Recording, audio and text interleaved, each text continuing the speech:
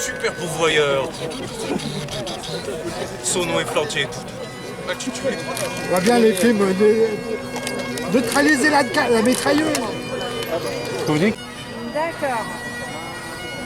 Allez, à tout à l'heure. Ouais. N'aie pas peur, on va pas te manger. Souris, sale. Elle est bonne. C'est ça ton sourire? Fais un autre sourire. Il veut Voilà. pas tu l'aimes? T'arrives pas attaché à la corde là-bas? Ah ouais, c'est trop bas après. Ça va être trop bas. Il est drôlement blessé celui-là, t'as vu?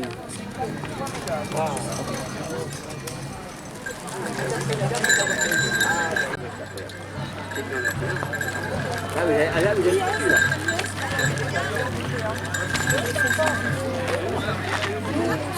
Merci beaucoup, monsieur. Nous allons 600 km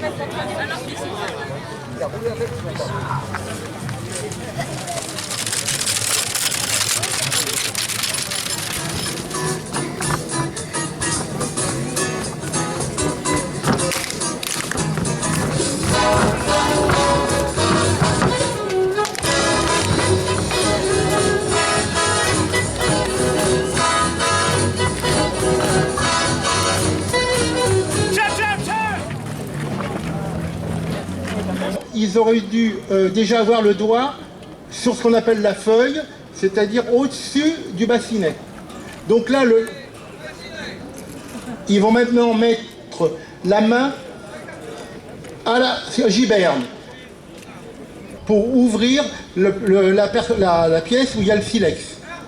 Ils arment, jouent et tirent en l'air. Voilà. Là, c'était gratuit. Maintenant, on va tirer. J'avais dit qu'on tirerait un peu plus tard, mais bon, on va faire un peu de bruit. On va chasser les nuages. Alors, ce qui est intéressant, c'est que vous avez vu déjà le nombre de mouvements qu'il faut faire. Comme j'ai dit tout à l'heure, imaginez ça sur un champ de bataille. Entre le bruit du canardage, plus les officiers qui tombent, les sous-officiers qui tombent, et tout un tas de choses, les hommes sont perdus dans les commandements de tir. Donc c'est pour ça qu'il y a énormément, il y a plus de morts sur les champs de bataille de cette époque avec la baïonnette plutôt qu'avec les balles. Après, il y a un truc qui a été très vite inventé par les officiers, qui était très drôle, c'est le feu à volonté. Comme ça, ils n'ont plus de commandement à donner. Vous allez avoir déjà une idée d'une petite salve, je dis bien c'est une toute petite, parce que vous multipliez ça par, messieurs vous me corrigez, mais c'est combien d'hommes sur un peloton? 120 par compagnie.